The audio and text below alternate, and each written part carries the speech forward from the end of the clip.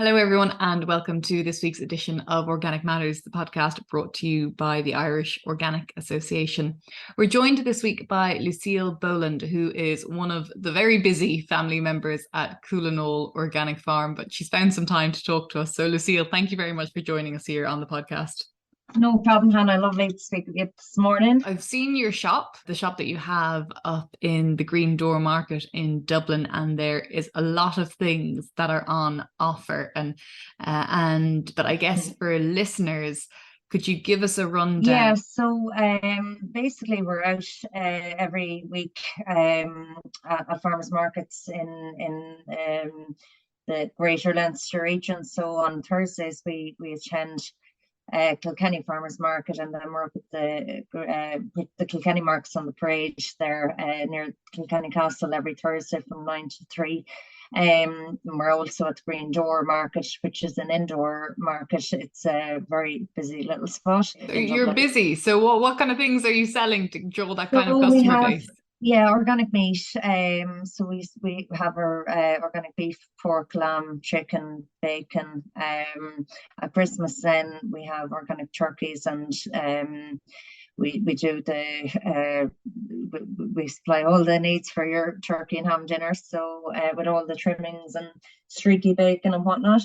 We've recently actually sourced lovely charcuterie from our kind of, we'll call them our twin partners in Spain. They're in northern Spain, and they have Jimmy actually went on a trip to visit the farm, and was blown away really by the extent of their of what they were doing. And you mentioned Jimmy there, Jimmy Mulhall, who's your father, and I mean, yes, you guys have been doing Coolanowle Organic Farm and selling organic meat for a number of years now. I mean, we've had a massive influx of people coming into the organic scheme, but you guys were doing it nearly before it was cool, it could be said. So what gave Jimmy and your mother and the whole family then the idea to start doing it? There was I suppose a number of different factors of I suppose the declining in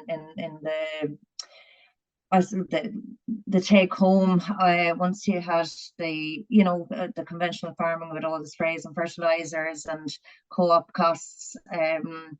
He had a few health issues. It was things like we had our own sheep, and he was dipping sheep, and he'd be sick for days, or if he was out spraying, he'd have headaches for a couple of weeks after. And just from a health perspective, he just knew that this is not good for my health. If I'm feeling this ill from farming, what is the food doing to us that we're eating?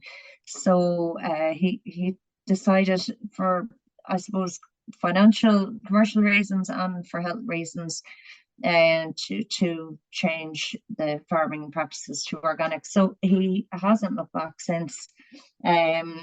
We've been organic since we converted in 2001.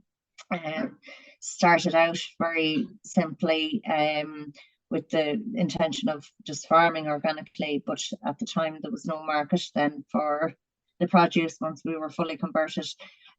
So we started direct selling at the local Carlow Farmers Market, and we that grew, I suppose, from 1 year to the next, and we added a market here and added another market there. So at the moment now we are doing 7 different markets every week. So we're busy.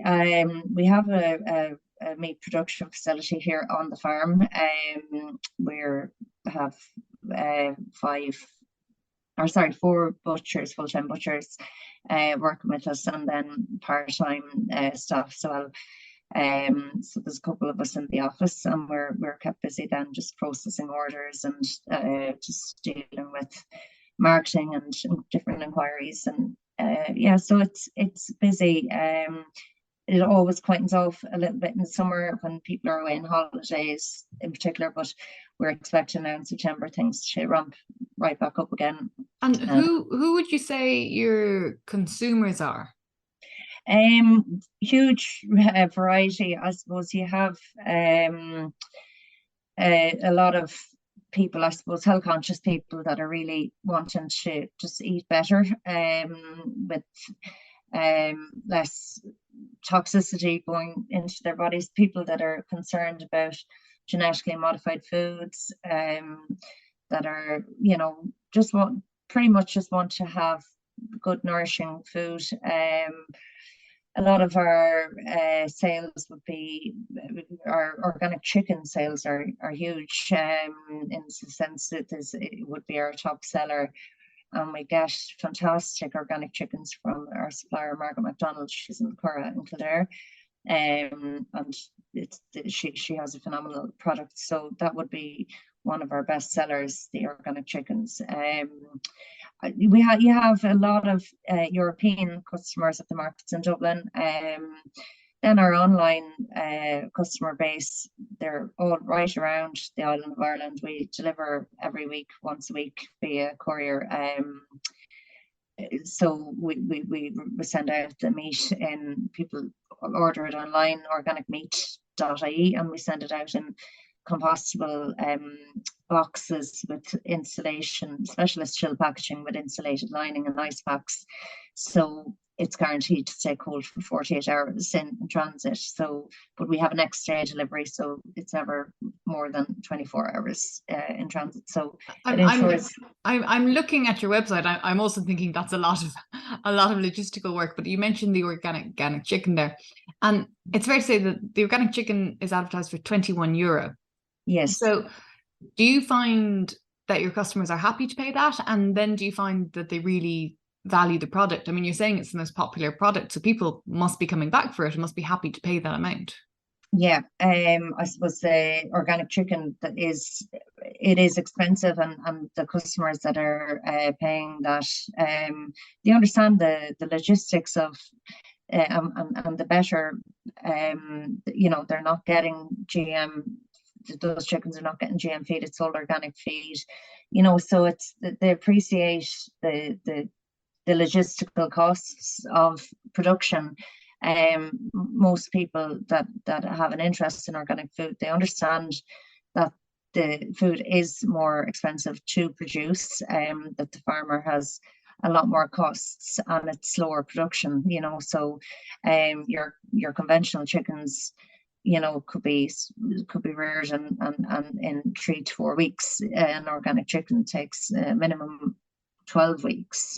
So they're much bigger chicken most of the time as well, because they're reared over a longer duration. So it is a premium product. I mean, it's not everybody can afford it, and that's unfortunately, we'd all love to be able to afford these treats all the time, but it is. Well, there's I mean, no doubt about it. Yeah. saying that, I mean, I'm very impressed that you guys sell, organic chicken thighs. I mean, you can make lovely casseroles with chicken thighs. There is, chicken legs, and you can make some lovely things with those, and they're much more, affordable, if you want to say, definitely. 100%, yeah, 100%. And I suppose there's a move back to thriftiness with the cost of living crisis. It's not all very expensive. There is affordable parts. I'm wondering as well with the consumer. I imagine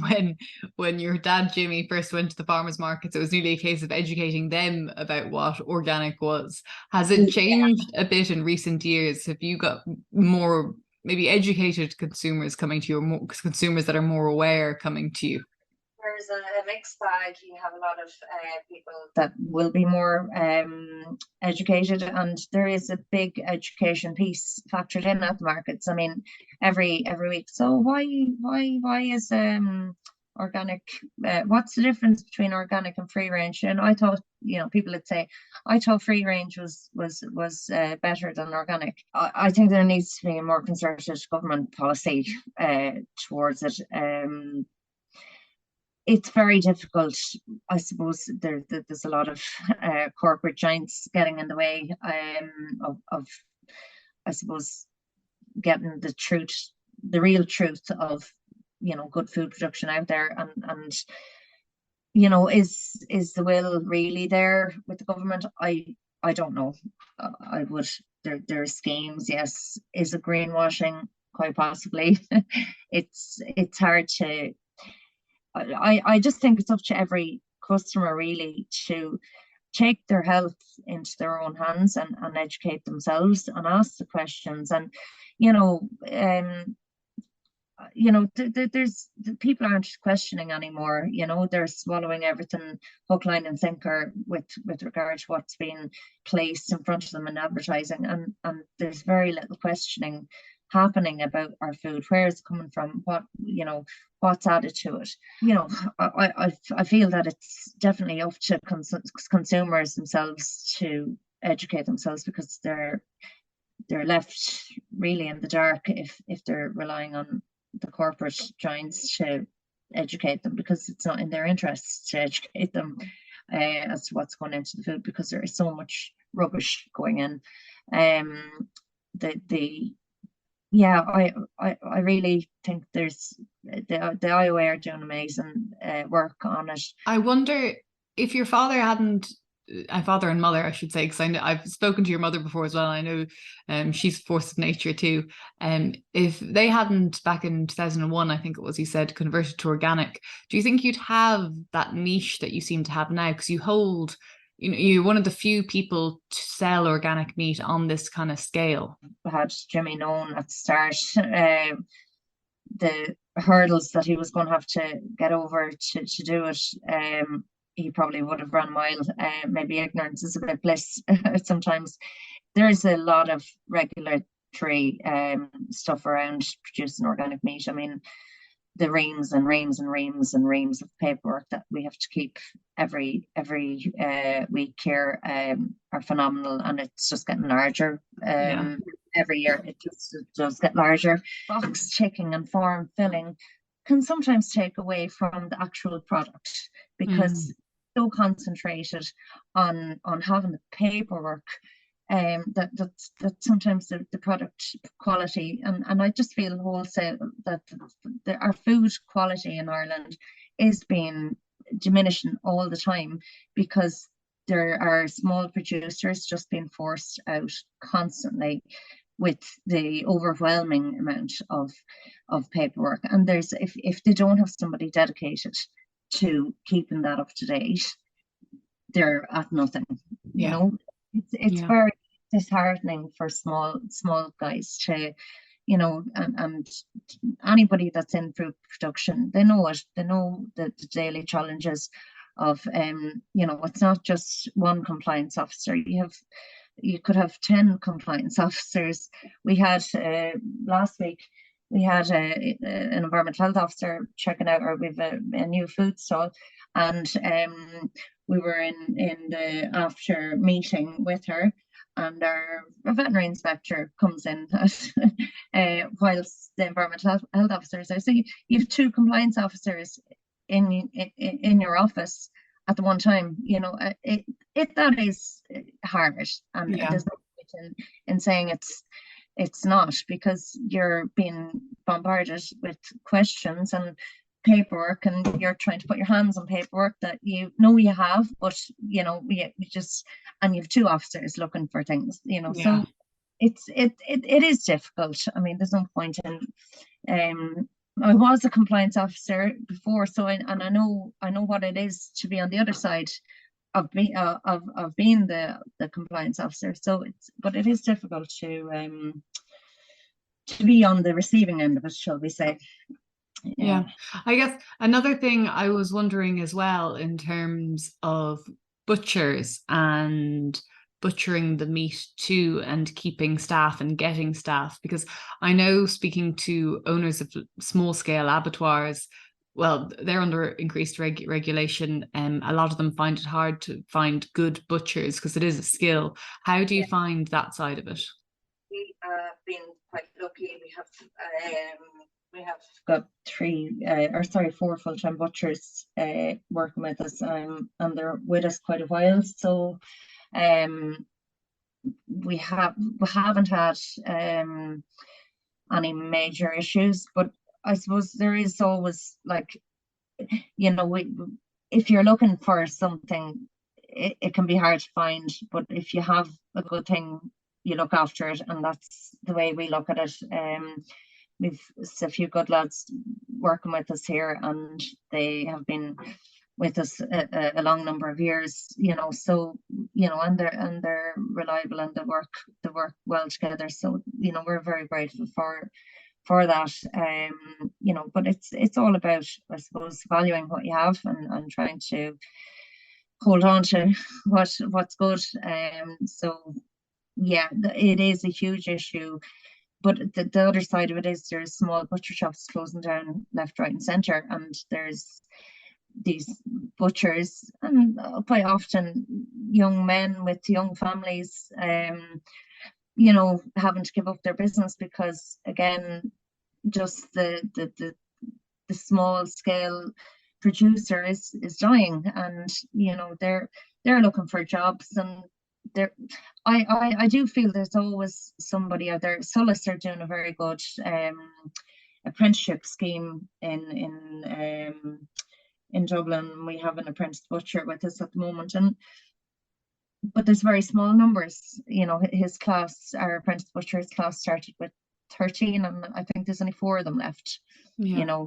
And they're just coming in, starting maybe with the likes of SuperValue that are, they're buying in cuts of meat and slicing steaks, and I don't know how much actual butchering is going on in the supermarkets. I don't think there's very much, so the guys that are here, they're boning, they're learning the full scale of everything butchery related. And we don't have an abattoir here, but we do everything apart from the abattoir work. I suppose, just to recap, Hannah, there is I'll just list the places where customers can find us. We're at the Green Door Market every Thursday, Friday, and Saturday.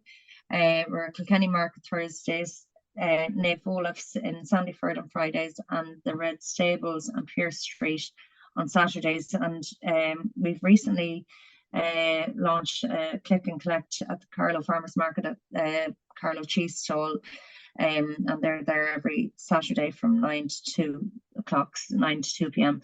So organic meat.ie, we deliver to your door every Thursday, and it's a quite easy and quick process to order online. So check us out if you're looking for nice, tasty, healthy meat for your dinner. Thanks again, Hannah, for the time. No, it's been an absolute pleasure, Lucille. Thank you so much for that. And for everyone listening, you probably know you're listening to Organic Matters, the podcast brought to you by the Irish Organic Association. And for more information on organics, you can go to www.irishorganicassociation.ie. But for me, Hannah Mulligan, that is everything. Thank you very much. And we look forward to having you with us again next week.